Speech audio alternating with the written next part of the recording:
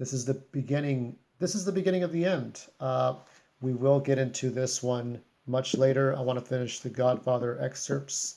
I'm not going to read the whole Godfather book, The Family Corleone, and then we will get into this one because I wanted there to be a break in between this one and this one. But this is the beginning of the last arc. This is the Eternity War, issue number 1.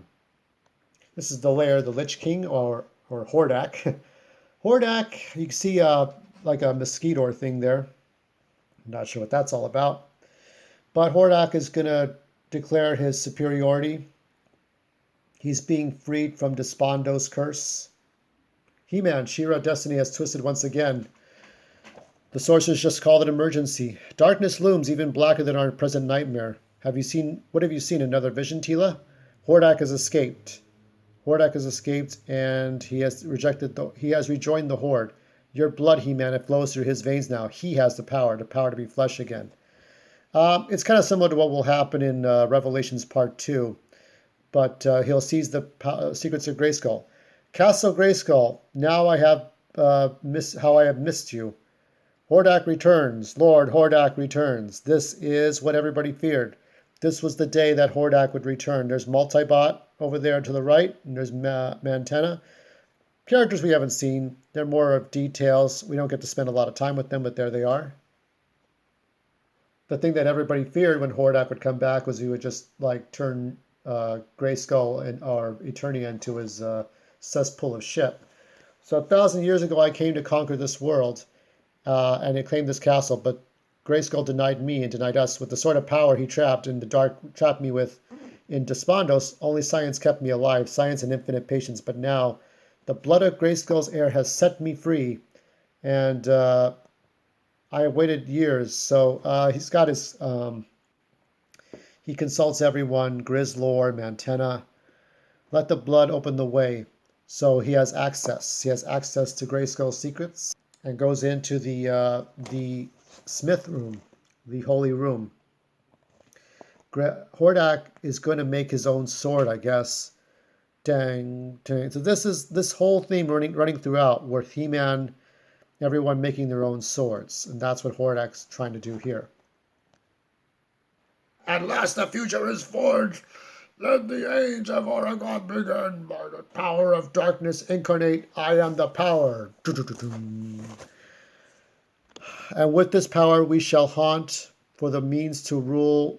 We shall hunt for the means to rule the universe, my horde. We shall hunt for the Eyes of Grayskull. Now the Eyes of Grayskull is another quest that they have to go on.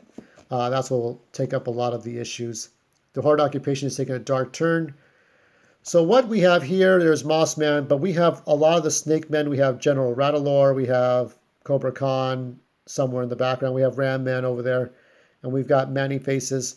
Let me go see her. Okay, so there is Man-at-Arms, who kind of seems like the Man-at-Arms we see from the Revelation, where he's half a man, but he's kind of beaten down.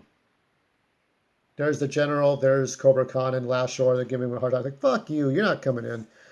We don't care. It's like, I'm her damn father. I have not been allowed to see her once since I arrived. She is in council with He-Man and She-Ra. We will stop you if you persist. And by stop you, Khan, I don't know why he's shirtless, but I guess that's how it is. Everyone's been through a lot. Let's see how this goes, shall we? So they're going to go in a fight. You know, they go on about, he took my uncle from me, he took my sister, he took Eternia. And what do I have left? Skeletor was just a pawn. And Hordak is the true demon. So He-Man gets it. He took my uncle. He took Keldor. He took She-Ra away. So Hordak is the ultimate bad guy. He's done a lot of evil. And because Keldor was a misguided person, I have to think that the best theory I could come up with is that in the 2002 comic, Keldor wanted to be the captain of the Royal Guard, and Randor got it. So Keldor was like, "Oh, fuck you, then. I'm just going to go and I'll forge my own army. I don't need Eternia's palace. I don't need King Miro. I don't need any of this shit." So Grayskull's Farseers warned of Hordak's impending invasion. In anticipation, Grayskull forged the swords of power and protection for He-Man and She-Ra. But Lord Addy, this guy here was who was supposed to be King Hiss in disguise, had bigger plans, and Grayskull's most trusted friend and betrayer. He convinced the king to make the castle itself a weapon, hence the Eyes of Grayskull. So this is a whole quest to get both Eyes of Grayskull to get the ultimate power, as though the castle itself was not enough. So we might as well get into it. 2 ancient stones of tremendous power, Chrono and Chaos, the empty orbits of the castle's facade.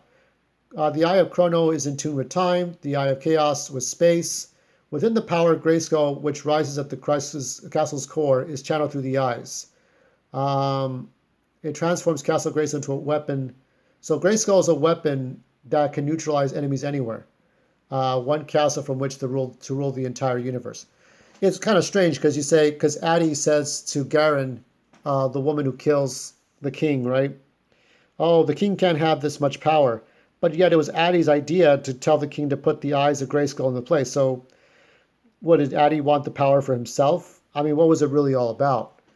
I think it's weird to say what were King Hiss's motives.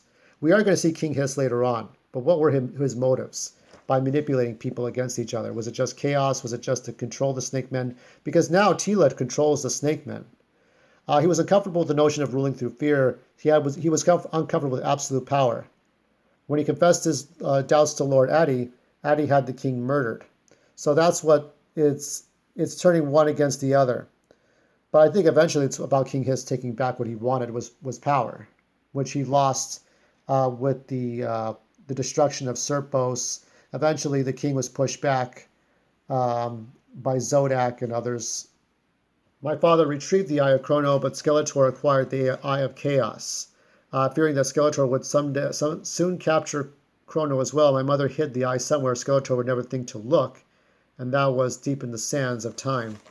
So Skeletor, been very busy, in between comic books. He had supposedly killed the sorceress of Zor, and in trying to get to Castle Grayskull, he disappeared. He may already have it. So the location of that eye, like the location of damn Skeletor himself, is unknown. Skeletor is dead. Skeletor is never dead, I guess. Yes. And even if we obtain the eyes, what then? Do we use them against Hordak? No, not Hordak, not anyone. No good can come of that. The eyes once found must be destroyed.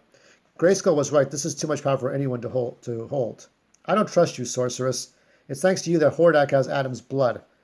Grayskull should never have learned to trust his instincts sooner, and so should you.